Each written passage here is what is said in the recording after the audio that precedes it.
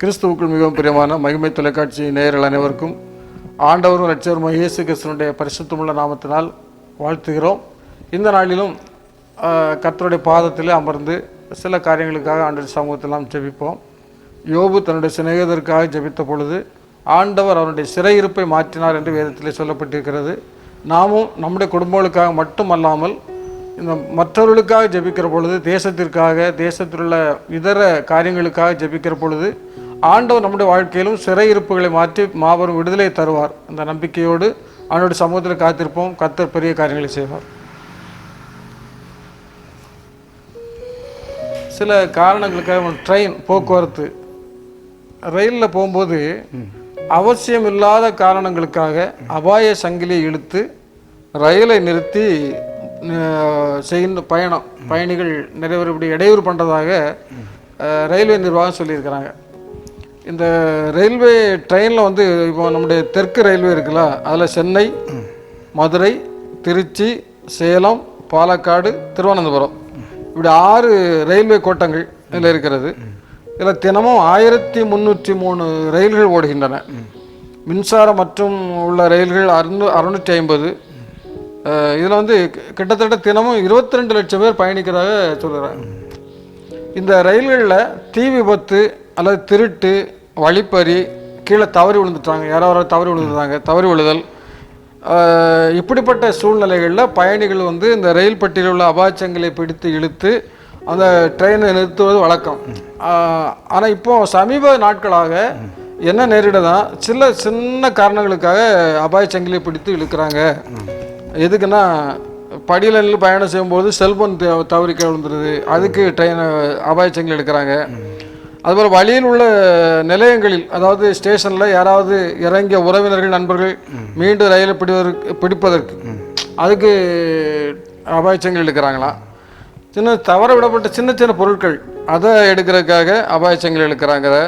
அதனால் இப்படி ட்ரெயின் மாறி ஏறிட்டா கூட அபாயச்சங்கிலி பிடித்து இழுக்கிறாங்க. அந்த அபாயச்சங்கிலி வைத்திருக்கிற நோக்கம் என்பது, யாராவது ஒரு பயணி கீழே தவறி விழுந்துட்டாலோ அல்லது ஒரு திருடு நடக்கு, வழிப்பறி நடக்கு, இப்படி தீ விபத்து ஏற்பட்டது, இப்படிப்பட்ட நேரங்களில் ஒரு அபாயகட்டமான நிலையில் தான் அபாயச்சங்கிலி இழுக்கணும். ஆனால் இப்படிப்பட்ட சின்ன சின்ன காரணங்களுக்காக இப்படி அபாயச்சங்கிலி இழுத்தா ரயில்வே சட்டம் 1989 பிரிவு 141 கீழ் வழக்கு பதிவு செய்து 1000 ரூபாய் அபராதமும் அல்லது ஓராண்டு சிறை தண்டனை விதிக்க முடியும் சட்டம் இருக்கிறது. அந்த அடிப்படையில் கடந்த 2022 ஆண்டில் தெற்கு ரயில்வேயில் இப்படி சின்ன சின்ன காரணங்களுக்காக இப்படி அபாயச்சங்கிலியை இழுத்தவர்கள் தொடர்பாக 2573 வழக்குகள் பதிவு செய்யப்பட்டிருக்கிறது. அதில் 2547 பேர் கைது செய்யப்பட்டிருக்கிறார்கள்.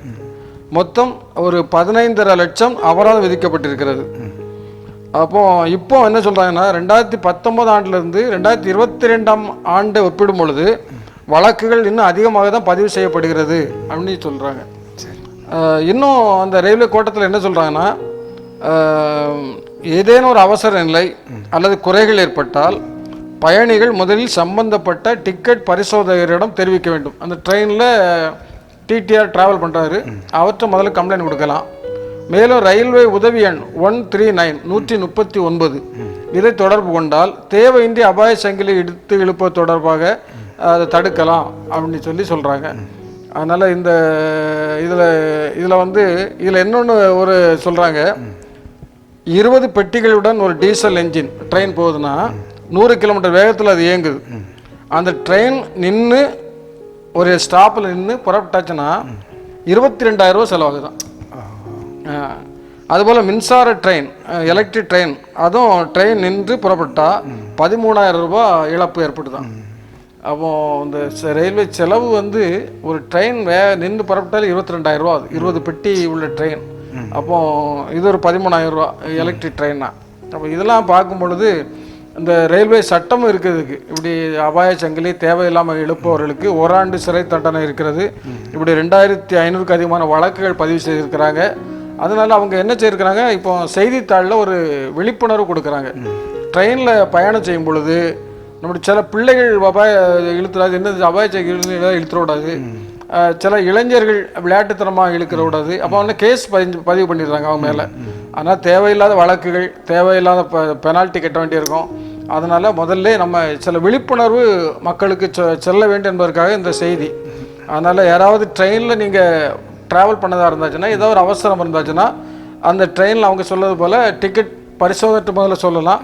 இல்லை அவரை சொல்ல முடியாத நேரம்லாம் 139 139 அந்த எண்ணுக்கு ஃபோன் போட்டாச்சுன்னா அவங்க வந்து இந்த நமக்கு என்ன தேவையோ அதை வந்து அவங்க செய்து கொடுப்பார்கள். அதனால் இந்த ஒரு விழிப்புணர்வு செய்தி இந்த நாளில் உங்களுக்கு பகிர்ந்து கொள்கிறோம். ஏன்னா நிறைய இன்றைக்கி பயணங்கள், ரயில்வே பயணம் நிறையா இருக்குது. இன்றைக்கி பாருங்கன்னா இப்போ பெங்களூர், சென்னை, பாம்பே எங்கே போனாலும் ட்ரெயின் பயணம் தான். ஏராளமான பயணிகள் ட்ரெயின்லேயே பயணிக்கிறார்கள். அதனால் இந்த பயணத்தின் போது நாம் தெரிந்து கொள்ள வேண்டிய விஷயங்கள் இது. அதை தெரிந்து கொள்ளும் பொழுது நிச்சயமாக நமக்கு அது பிரயோஜனமாக இருக்கும். இந்த நாளில் நாம் நம்முடைய ரயில்வே நிர்வாகத்திற்காகவும் ரயில் பயணிகளுக்காகவும் பயணம் செய்கின்ற அனைத்து மக்களுக்காகவும் ஆண்டவரிடத்தில் நாம் ஜெபிப்போம். கர்த்தர் பாதுகாப்பான பயணங்களை கொடுக்க வேண்டும். இப்படிப்பட்ட தேவையில்லாத விஷயங்களில் தலையிட்டு நாமும் தண்டனை பெற்றுவிடக்கூடாது என்பதற்காக இந்த செய்தியை நாம் பகிர்ந்து கொள்கிறோம். செய்தியினுடைய அடிப்படை நோக்கம் அவசியமற்ற காரணங்களுக்காக. ஆமாம், பார்த்தீங்களா, நம்ம இன்னைக்கு நிறைய நேரத்தில் அவசியம் இல்லாமல் அநேக காரியங்கள் குறித்து பைபிளில் பார்த்தோம்னா, மார்த்தாள் மரியாள் குறித்து சொல்லும்போது அநேக காரியங்களை குறித்து நீ கவலைப்பட்டு கலங்குகிறாய். எதுக்கு பயப்படணுமோ இல்லை எதுக்கு கவலைப்படணுமோ அது தெரியாமலேயே நம்ம பயப்படுறோம், கலங்குகிறோம். அந்த அபாயச்சங்கிலே இழுக்கக்கூடாது அப்படின்னு போட்டிருக்கு. படிக்கட்டில் பயணம் செய்யக்கூடாது, மின் சாதனத்தை தொடக்கூடாது. என்ன எல்லாம் நம்ம படித்திருந்தோம், பார்த்திருந்தோம், தெரிந்திருந்தோம், மீண்டும் மீண்டும் அதே தப்பை செய்தோம். தண்டனை கொடுத்தாலும் நம்ம அதை குறித்து கவலைப்பட மாட்டோம். இப்போ இந்த 2019 வருஷத்தில் உள்ள குற்றங்களை விட 2022 ஆண்டு அதிகமாக தான் வந்திருக்கு. அப்போ தண்டனை கொடுத்தாலுமே இன்னும் மக்கள் விழிப்புணர்வு இல்லை. இன்னும் அந்த அபாயச்சங்கிலியை குறித்த ஒரு விழிப்புணர்வு இல்லாதனால தான் இப்படி குற்றங்கள் அதிகம். ஆமாம், அதே போல் கொரோனா மறுபடியும் தலைது விரித்தாடுகிறது அப்படிங்கிற ஒரு நிலைக்கு நம்ம வர்றோம். இப்போ இதெல்லாம் நம்ம பார்க்கும்போது நம்முடைய கவனக்குறைவு தான் இதுக்கெல்லாம் காரணமாக இருக்கு. அதனால் தேவையானது ஒன்றே. மரியாள் தன்னை விட்டு எடுபடாத நல்ல பங்கை தெரிந்து கொண்டாள்.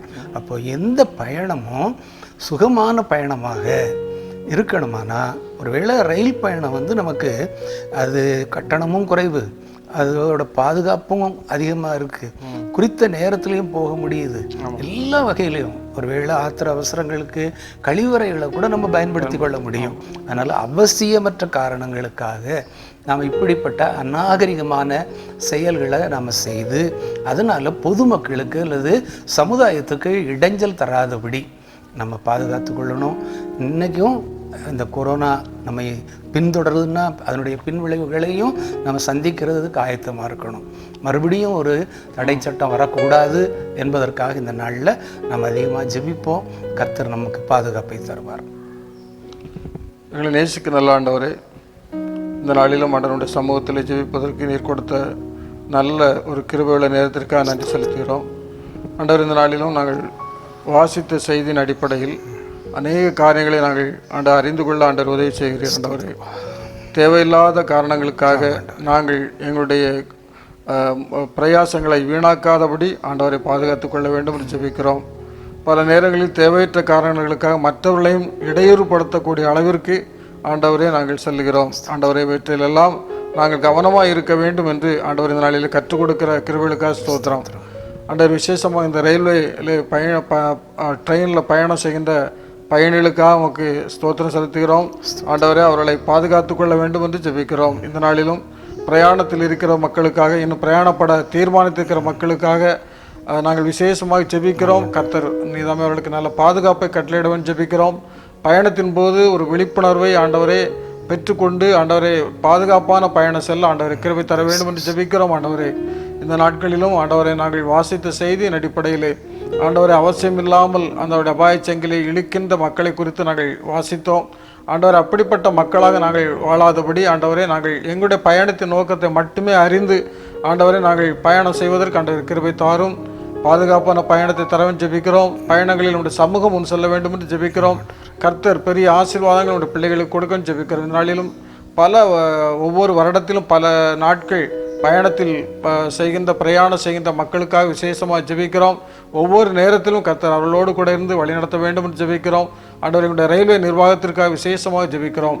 கர்த்தர் தாமே அவர்கள் ரயில்வே நிர்வாகத்தை ஆசீர்வதிக்க வேண்டும் என்று ஜெபிக்கிறோம். ஆண்டவரே, அந்த ரயில்வே நிர்வாகத்தில் ஆண்டவரே இயங்குகின்ற அல்லது பணிபுரிகின்ற மக்களுக்காக விசேஷமாக ஜெபிக்கிறோம். மிகவும் கவனத்தோடு மிகவும் விழிப்புணர்வோடு பணியாற்றி ஆண்டவரை பொதுமக்களை பாதுகாக்கின்ற பணியை அவர்கள் உண்மையோடு உத்தமத்தோடு செய்வதற்கு ஆண்டவர் உதவி செய்ய வேண்டும் ஜெபிக்கிறோம். ஆண்டவரே, பெரிய காரியங்களை செய்வீராக. இந்த நாளிலும் ஆண்டவர் விசேஷமாக உடைய சமூகத்தில் காத்திருந்து அந்த நிகழ்ச்சியை பார்த்து கொண்டிருக்கிற பிள்ளைகளுக்காக, மக்களுக்காக, குடும்பங்களுக்காக விசேஷமாக ஜெபிக்கிறோம். கர்த்ததாமே நீர் அவர்களையும் ஆசீர்வதிக்க வேண்டும் என்று உடைய சமூகத்தில் ஜெபிக்கிறோம். மீட்பரே சொல்ல ஜெபிக்கிறோம். எங்கள் ஜீவனுடைய நல்ல பிதாவே, ஆமென். இன்னொரு செய்தி வந்திருக்கிறது. திருநெல்வேலி மாவட்டத்தில் உள்ள அணைகளில் 19% மட்டுமே தண்ணீர் இருப்பு உள்ளது. 90% குளங்களும் வறண்டு விட்டதால் குடிநீர் பற்றாக்குறைக்கான அபாயம் வருவதாக தெரிவித்திருக்கிறார்கள். நமது திருநெல்வேலி மாவட்டத்தில் பாபநாசம், சேர்வலாறு, மணிமுத்தாறு, வடக்கு பச்சையாறு, நம்பியாறு, கொடுமுடியாறு, இப்படி 6 அணைகள். இதோட மொத்த கொள்ளளவு 12,882 மில்லியன் கன அடி மொத்த கொள்ளளவு. ஆனால் இப்பொழுது இருக்கிற தண்ணீர் 2,510 மில்லியன் கன அடி தண்ணி மட்டுமே உள்ளது. ஆனால் கடந்த ஆண்டில் இதே நாளில் 5,357 மில்லியன் கன அடி தண்ணீர் இருந்திருக்கிறது. இப்போ மொத்தமாக அணைகளில் 19% மட்டும்தான் இருக்குது. ஆனால் கடந்த ஆண்டில் 41% தண்ணீர் இருந்திருக்குது. இப்போ கடந்த ஆண்டை விட தற்போது 22% நீர் இருப்பு குறைவாக உள்ளது. அதுபோல் இந்த திருநெல்வேலி மாவட்டத்தினுடைய ஒரு வருடாந்திர இயல்பான மழையளவு 814.8 மில்லிமீட்டர். நடப்பு மார்ச் மாதம், இந்த மார்ச் மாதம் வரை பெற வேண்டிய ஒரு வழக்கமான மழை அளவு 121.7 மில்லிமீட்டர். இந்த மார்ச் மாதம் வரை இந்த மார்ச் மாதம் மொத்தத்தில் ஒரு வருஷத்துக்கு 814.8 வருடம் முழுவதுமாக பெய்யக்கூடிய மழை அளவு. ஆனால் இந்த மார்ச் மாதம் வர ஒரு மழை அளவு அப்படின்னா 121.7 மில்லிமீட்டர். இது சராசரி மழை அளவு. இந்த மழை அளவு இருந்தாச்சுன்னா ஓரளவு தண்ணீர் பற்றாக்குறை எல்லாம் நீங்கும். ஆனால் இந்த இதில் 58.8 மில்லிமீட்டர் மழை மட்டுமே பெறப்பட்டுள்ளது. அப்போ இயல்பை விட மிக குறைந்த அளவே மழை பெய்திருக்கும் நிலையில் மாவட்டத்தில் நீராதாரங்கள் கவலை அளிக்கும் வகையில் தண்ணீர் இருப்புள்ளதாக சொல்கிறாங்க. ஏறத்தாழ நம்முடைய 1097 குளங்கள் இருக்கிறது. அதில் மொத்தம் 933 குளங்கள் வறண்டு காணப்படுகிறது. மொத்தம் உள்ள குளங்களில் 933 இது குறைந்து காணப்படுகிறதா சொல்லப்பட்டுறாங்க. இதுபோல் விவசாய சாகுபடியும் பரப்பும் குறைந்து வந்திருக்கிறது. போன வருஷத்தை விட இந்த வருஷம் சாகுபடி பரப்பும் குறைகிறது. அவன் தண்ணீர் இருப்பு குறைந்துட்டது, சாகுபடி பரப்பு குறைந்தது. அதனால் இப்போ என்ன சொல்கிறாங்கன்னா, இந்த ஆண்டு நெல் சாகுபடி கடந்த ஆண்டோடு ஒப்பிடும்போது ஏறத்தாழ 17,949 ஹெக்டேர் குறைந்திருக்கதா சொல்கிறாங்க. அப்போது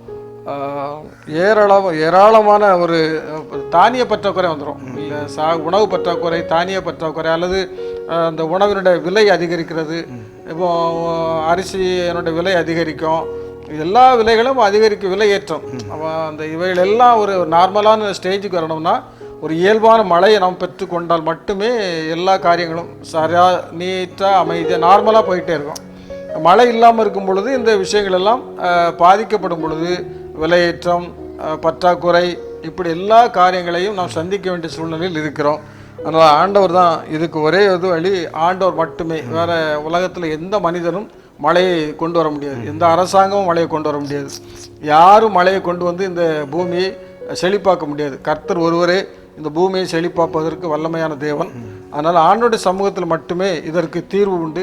கர்த்தருடைய சமூகத்தில் நாம் ஜெபிப்போம். ஏன்னா விவசாயத்தை நம்பி வாழ்கின்ற குடும்பங்கள், ஏராளமான குடும்பங்கள் நம்முடைய பகுதியில் எல்லாருமே விவசாயத்தை நம்பி தான் வாழ்கிறாங்க. கிணறுகள்லையும் தண்ணி குறைந்து கொண்டே போகிறது, அணைகள்லையும் தண்ணி இல்லை, குளங்களில் தண்ணி இல்லை. அப்படிங்கும் பொழுது விவசாயம் செய்ய முடியாது. ஈவன் குடிநீருக்கு கூட பற்றாக்குறை வரதாக சொல்லியிருக்காங்க.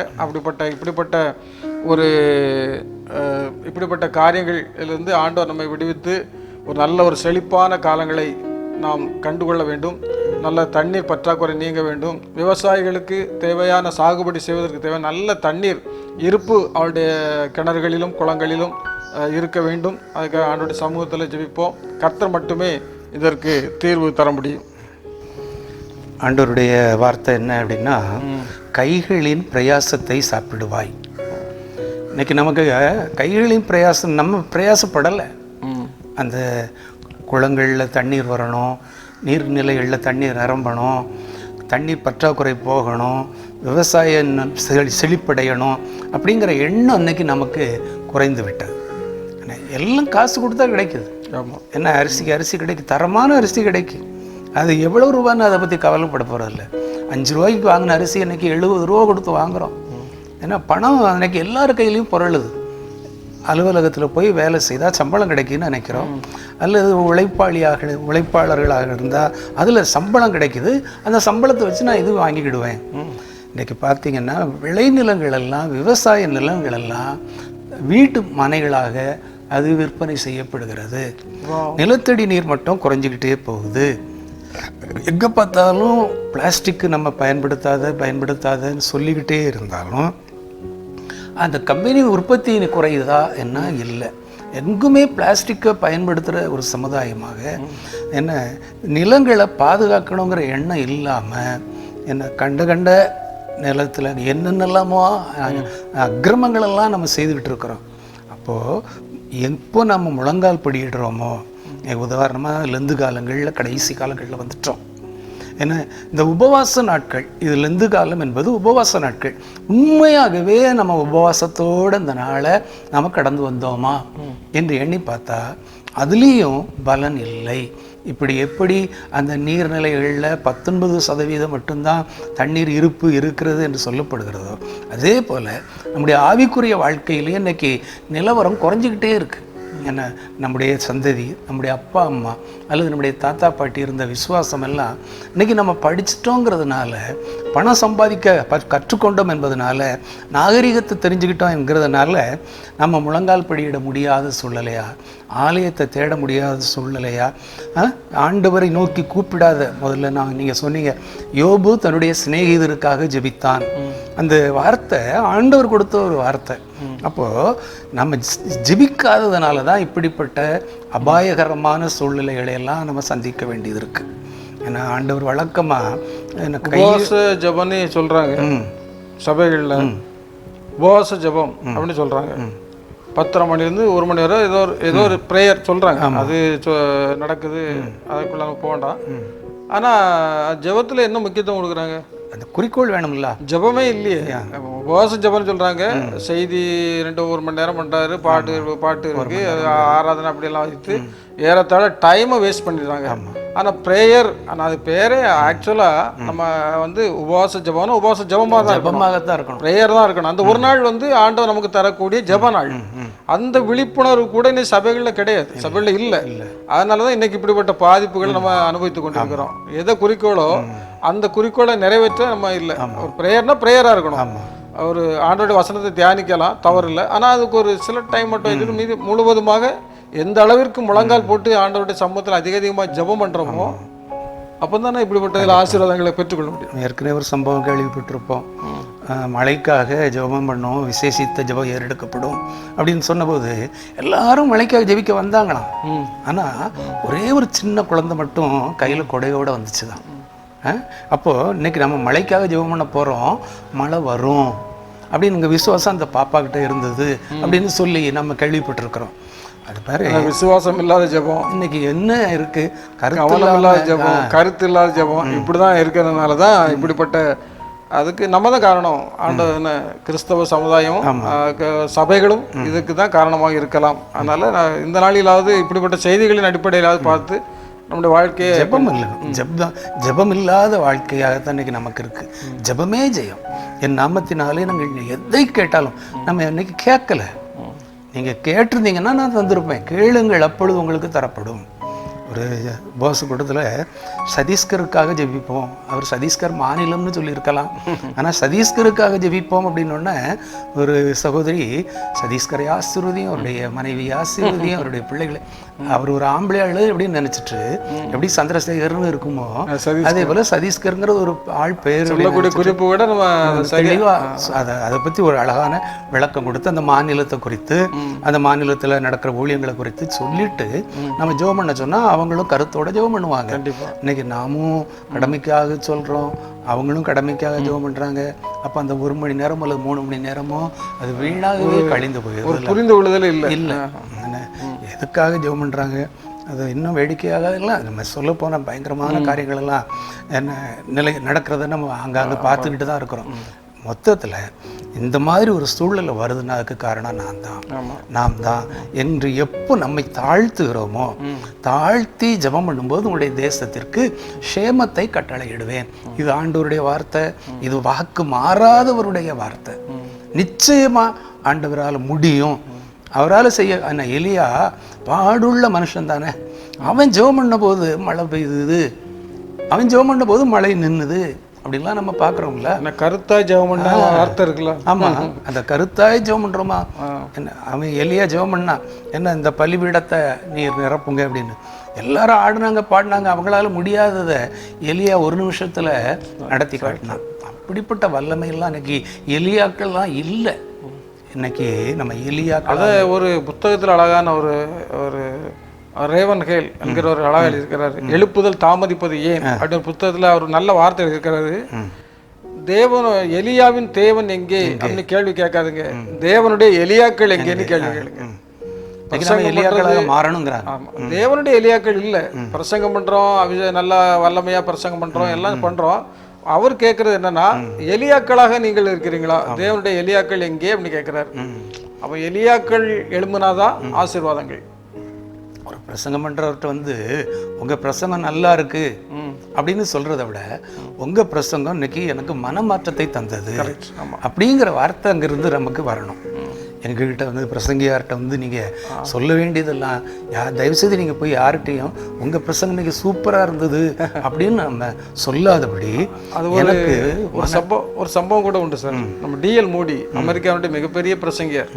அவர் 3 நாள் கன்வென்ஷன். சரி, அப்படி கன்வென்ஷனில் பேசுகிறாரு. 2 நாள் கன்வென்ஷனில் மக்கள் அப்படி போயிட்டு இருக்கும். இவரும் கூட போகும்போது சரி டிஎல் மூடி என்ன அழகாக பிரசங்கம் பண்ணுறாரு, சரி இப்படி ஒரு பிரசங்கம் தான் இதுவரை எங்கள் வாழ்க்கையில் கேட்டதில்லை அப்படின்னு சொல்லி ஜனங்க பேசிட்டே போகிறாங்க. இவர் அறையில் போய் முழங்கால் போட்டு ஜெபம் பண்ணாராம். ஆண்டவரே, எனக்கு இந்த புகழ்ச்சி வேண்டாம், எனக்கு இதில் என்னுடைய பிரசங்கத்தில் ஒரு வல்லமை இல்லை என்பதை நான் உணர்கிறேன். இதில் என்னுடைய பிரசங்கத்தில் எந்த விதமான வல்லமையை நான் வெளிப்படுத்தலை என்பதை உணர்கிறேன்னு சொல்லி அது கண்ணீரோட ஜெபம் பண்ணுறாராம். அப்போது 3ஆவது நாள் தான் அந்த அவருடைய ப்ரேயர், அந்த பிரசங்கம் முடிஞ்சு போய் மக்கள்லாம் சொல்லிட்டு போகிறாங்களாம். அது என்ன சொல்கிறாங்களா, பாவ மன்னிப்பு, நான் இவ்வளோ பெரிய தப்பு பண்ணிட்டேன், ஆண்டவர் எனக்கு உணர்த்தினாரு, ஆண்டவர் எனக்கு நான் பெற்றுக்கொண்டேன், இன்னைக்கு ஆண்டவர் ரட்சகராக ஏற்றுக்கொண்டேன் அப்படி சொல்லிட்டு போகும்போது தான் இவர் ஆண்டவர் சோதனை செலுத்துறாரு. இப்படிப்பட்ட செய்தியாளர்கள் இன்னைக்கு இருக்கிறாங்களா அப்படின்னு கேட்டால் ஒரு கேள்விக்குறி தான். தேவனுடைய எலியாக்கள் எங்கே? ஏன்னா அந்த மாதிரி பயங்கரமான ஒரு காலகட்டத்தில் நம்ம இருக்கிறோம். ஆவிக்குரிய வறட்சி. ஆமாம், என்ன உலக பிரகாரமான வறட்சின்னு சொல்லக்கூடாது, இது ஆவிக்குரிய வறட்சி தான். நம்முடைய குறைபாடு தான், நம்முடைய ஜெபத்தினால தான் இன்னைக்கு மழை தடுத்து நிறுத்தப்பட்டு அங்கே ஜெப குறைவு. அதனால மழை இல்லாத நிலையை பார்க்குறோம், விளைச்சல் இல்லாத நிலையை பார்க்குறோம், பணப்பெருக்கம், அதனுடைய பணவீக்கம்னு சொல்கிறாங்கல்ல, அதனுடைய மதிப்பெல்லாம் குறைஞ்சிட்டு போகிறதெல்லாம் பார்க்குறோம். ஆண்டவர் மழையை தரணும், ஆண்டவர் ஆசீர்வாதங்களை தரணும், நிச்சயமாக தருவார். கடந்த நாட்கள் கூட தென்காசி பக்கம் ஆலங்குளத்திலலாம் நல்ல மழை பெய்ததாக, கோடைக்கு ஏற்ற மழையாக இருந்ததாக நம்ம கேள்விப்பட்டோம். அதே மழையை ஆண்டவர் நெல்லை மாவட்டத்தில் உள்ள அணைக்கட்டுகளுக்கும் ஊற்றுவார் என்பதில் சந்தேகம் இல்லை. எல்லாரும் ஒரே மனதோட முழங்கால் பிடியிடுவோம், கர்த்தர் பெரிய காரியங்களை செய்வார். இந்த நேரத்திலும் நாம் மழைக்காக நாம் ஜெபிப்போம். தேசத்திலே ஆசீர்வாதமான மழையை பெய்ய பண்ணுவேன், ஏற்ற காலத்திலே அதை நிறைவேற்றுவேன் என்று வாக்குரைத்த வாக்கு மாறாத நல்ல ஆண்டவரே, நீர் சொல்லியும் செய்யாதிருப்பீரோ? ஆண்டவரே, உம்மால் செய்யக்கூடாத அதிசயமான காரியம் ஒன்றுமே இல்லை என்று நாங்கள் பார்க்கிறோம். ஆண்டவரே, நீர் வாக்கு மாறாதவர், நீர் நேற்றும் இன்றும் என்றும் ஆண்டவரே மாறாதவர். அப்படியே கர்த்தாவே, எலியா பாடுள்ள மனுஷனாக இருந்தபோது கருத்தாய் அவன் ஜெபம் பண்ணினான். அவனுடைய ஜெபத்திற்கு நீர் பதில் கொடுத்தீர். ஆண்டவரே, பெருமழை பெய்ய செய்தீர். ஒருவேளை நோவா காலத்திலே வந்த அழிவுக்குரிய மழையாக அல்ல ஆண்டவரே. ஆண்டவரே, தேவைக்கு ஏற்ற ஒரு ஆசீர்வாதமான மழையை உம்மால் பெய்ய பண்ணக்கூடும் என்பதை அறிந்து நாங்கள் விசுவாசத்தோடு ஜெபிக்கிறோம். என் நாமத்தினாலே நீங்கள் எதை கேட்டாலும் தருவேன் என்று வாக்கு கொடுத்தீர். அந்த வாக்கின்படி இந்த நாளிலே, குறிப்பாக இந்த கோடை காலத்திலே எங்களுக்கு கிடைக்க வேண்டிய மழை கிடைக்கவும், நீர்நிலைகள் நிரம்பவும், குடிதண்ணீர் பஞ்சம் இல்லாமல் நல்ல விளைச்சலை மக்கள் பெற்றுக்கொள்ளவும் நீர் உதவி செய்யும். ஒருவேளை அலுவலகத்திலே வேலை செய்கிறவர்கள் பணம் இருக்கிறது என்ற நிலையிலே அவர்கள் எவ்வளவு பணம் கொடுத்து வேண்டுமானாலும், 1 கிலோ அரிசி 100 ரூபாய் ஆனாலும், அல்லது 1 லிட்டர் தண்ணீர் 100 ரூபாய் ஆனாலும் அதை குறித்து அவர்கள் கவலைப்பட போவதில்லை. ஆனால் ஏழை எளிய மக்கள், அன்றாட காய்ச்சிகள், கூலி தொழிலாளிகள், அவர்கள் என்ன செய்ய முடியும் ஆண்டவரே? அவர்கள் வாங்குகிற சம்பளத்திலே அவர்கள் வீட்டை எப்படி பாதுகாக்க முடியும், போஷிக்க முடியும் என்ற ஒரு கேள்விக்குறி எங்கள் மத்தியில் இருக்கிறபடினாலே இப்படிப்பட்ட ஒரு வறட்சி வரக்கூடாது சுவாமி. இது எங்களுடைய ஆவிக்குரிய வறட்சி என்பதை நாங்கள் நினைத்து, கர்த்தாவே, தேவனுடைய எலியாக்கள் எங்கே என்று நீர் ஆத்தும பாரத்தோடு எங்களை பார்த்து கேட்கிற கேள்வியை நாங்கள் உணர்ந்து ஆண்டவரே இந்த நாளிலே ஜெபித்திருக்கிறோம். நீர் இந்த வாரங்களிலே, மாதத்திலே கண்டிப்பாய் ஆண்டவரே மழையை தந்து எங்களை ஆசீர்வதிக்க செய்ய வேண்டும் என்று அருளாதர் இயேசுவின் திருப்பாதம் அணிந்து கெஞ்சி மன்றாடுகிறோம் நல்ல பிதாவே, ஆமென். கடைசியாக ஒரே ஒரு செய்திக்காக மட்டும் அஞ்சம் முடியும். கன்னியாகுமரி மாவட்டத்தில் 1255 ஊட்டச்சத்து குறைபாடுள்ள குழந்தைகள் கண்டறிந்திருக்கிறார்கள். இந்த குழந்தைகள் பருவம் ரொம்ப முக்கியமான பருவம். அதெல்லாம் ஊட்டச்சத்தோடு வளர்ந்தால் தான் ஆரோக்கியமாக வளரும். அதனால் இப்படி ஊட்டச்சத்து குறைபாடுள்ள குழந்தைகள் கண்டறிந்து அவர்கள் அதற்கு தேவையான உதவிகளை செய்திருக்கிறார்கள். ஆக இந்த காரியங்களுக்காக ஜெபம் பண்ணுவோம். குழந்தைகளுக்காக விசேஷமாக ஜெபம் பண்ணி இந்த ஜெப வேலையை நாம் நிறைவு செய்வோம். மகா பரிசுத்தமுள்ள நல்ல பிதாவே, இந்த பரிசுத்தமான ஜெப வேலைக்காக நன்றி செலுத்துகிறோம். இந்த நாளிலும் உடைய சமூகத்திலே ஊட்டச்சத்து குறைபாடுள்ள குழந்தைகளுக்காக விசேஷமாக ஜெபிக்கிறோம். பல குடும்பங்களிலே அவர்களுக்கு தேவையான ஊட்டச்சத்துக்கள் இல்லாமல் குழந்தைகள் நோய்வாய்ப்படுவதும் சுகவீனமாக இருப்பதையும் குறித்து கேள்விப்படுகிறோம், செய்தியில் வாசிக்கிறோம். ஆண்டவரே, அந்த இதற்கென்று பிரயாசப்படுகின்ற அதிகாரிகளுக்காக விசேஷமாக ஜெபிக்கிறோம். ஆண்டவருடைய குழந்தைகளை ஊட்டச்சத்தோடு வளர்ப்பதற்கு, ஆரோக்கியமுள்ள சந்ததியை நாங்கள் பெற்றுக்கொள்வதற்கு ஆண்டவர் கிருபை தாரும். மீட்பர் இயேசுவின் ஜெபிக்கிற நல்ல பிதாவே, ஆமென். குறைவுகளை நிறைவாக்க வல்லவராம் இயேசு கிறிஸ்துவின் இனிய நாமத்தில் மகிமை தொலைக்காட்சி நேயர்கள் அனைவருக்கும் மீண்டுமாக நன்றி சொல்லி உங்களிடமிருந்து விடைபெறுகிறோம். நன்றி, வணக்கம்.